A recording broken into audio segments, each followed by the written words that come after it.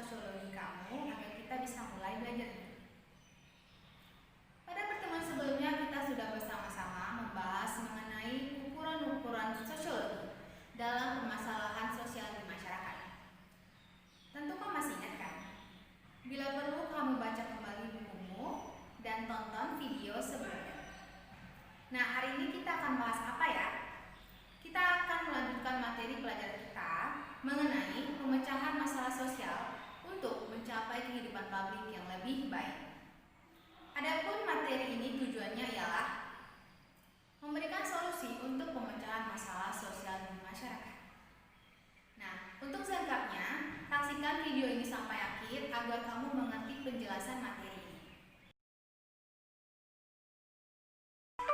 Permasalahan sosial sekitar kita.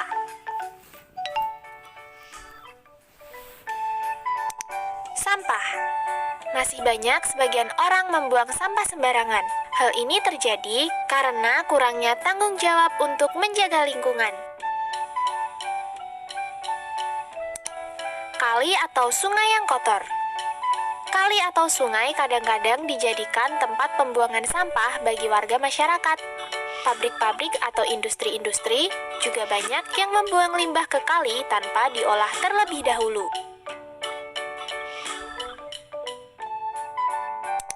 Bangunan liar. Bangunan liar berupa bangunan sementara yang didirikan di tempat yang tidak seharusnya. Hal ini akan menyebabkan masalah kesehatan dan kebersihan lingkungan yang menimbulkan ketidaknyamanan masyarakat pada umumnya. Contohnya, mendirikan bangunan liar di tepi sungai yang rawan banjir atau yang dilarang. Kemacetan lalu lintas. Salah satu penyebab kemacetan lalu lintas antara lain banyak pengguna jalan yang tidak menaati lalu lintas, sehingga menimbulkan ketidakamanan dan ketidaknyamanan para pengguna jalan.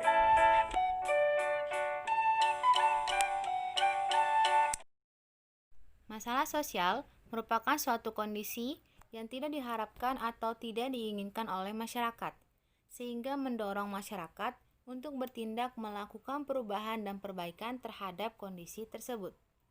Perubahan itu yang dapat memberikan dampak positif bagi masyarakat dan mengharapkan kondisi yang lebih baik untuk mensejahterakan masyarakat.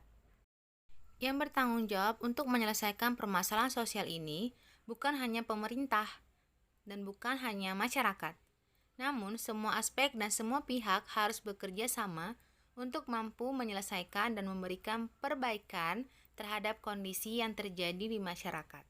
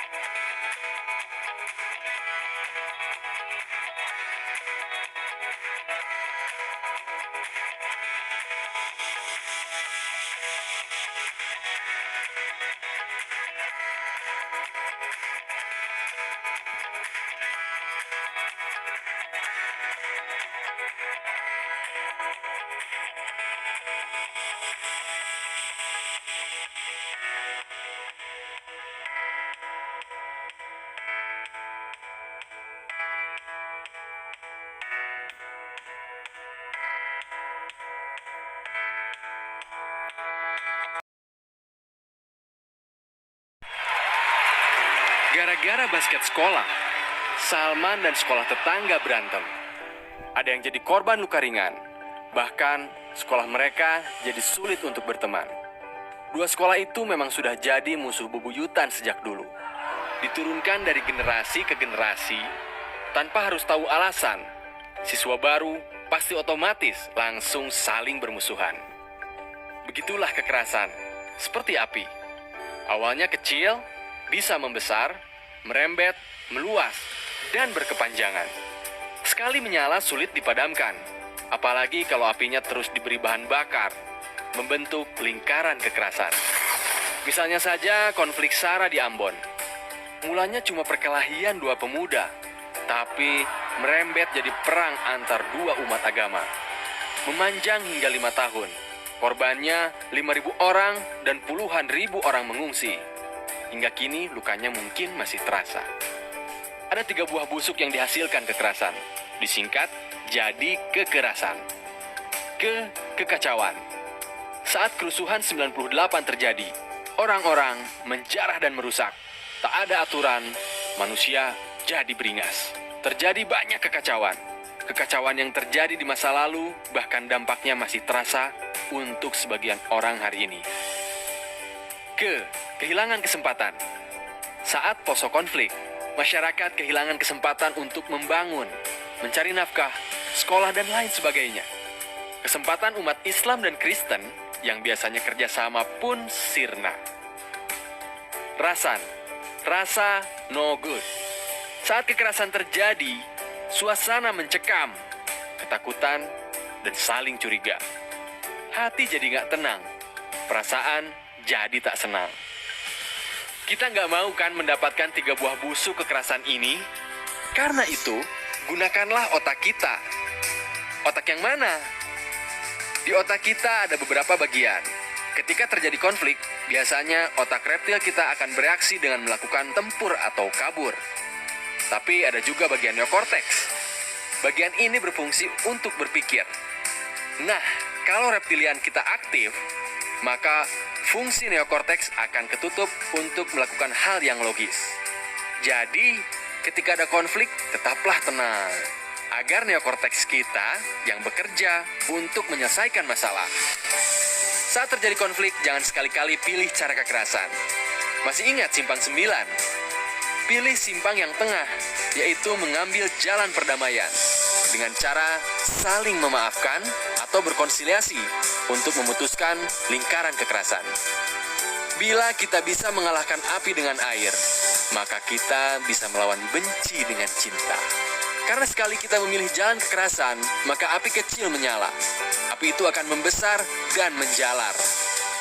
Jika itu terjadi, maka api akan sulit dipadamkan.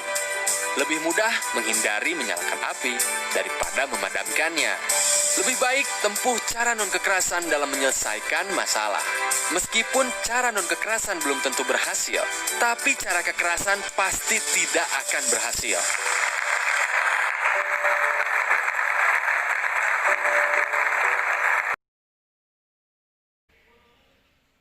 Nah, bagaimana?